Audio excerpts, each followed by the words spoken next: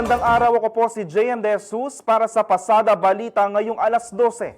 Nakatakdang sumailalim sa rehabilitasyon ang mga daycare centers sa unang distrito ng Pampanga sa susunod na taon, batay sa hangarin ni Representative Carmelo Pogi Lazatin Jr. Napag-usapan ito sa isang workshop para sa mga programang inilalatag para sa 2026.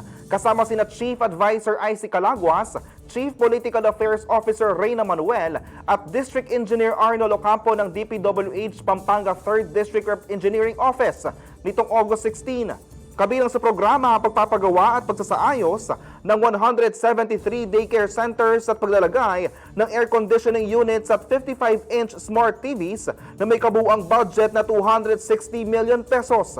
Sa kasalukuyan, mayroong 78 daycare centers sa Angeles City, 62 sa Mabalacat City at 33 naman sa bayan ng Magalang.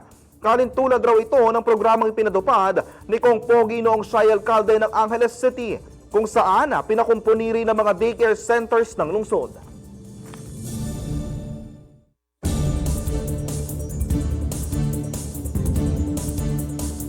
Samantala, inilunsad din ng mambabatas ang programang Lamok Tepok Busters at Anti-Dengue Drive sa lahat ng barangay na sakop ng kanyang distrito nitong August 14.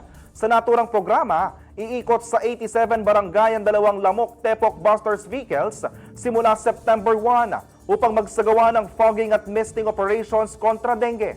Ayon kay Kong Lazatin, layunin ng inisyatiba na suportahan ang mga LGU sa kanilang anti-dengue programs at tiyakin ang kaligtasan ng mga kabataan.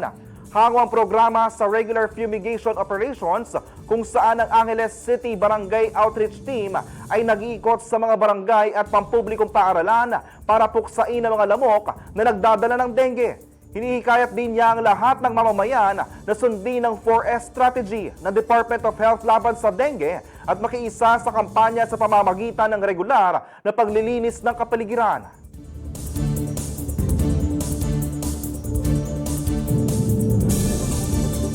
Para sa iba pang balita at updates, tutok lang sa Pasada Balita mamayang alas 2 ng hapon. Ako po si JM De Jesus. Magandang araw po.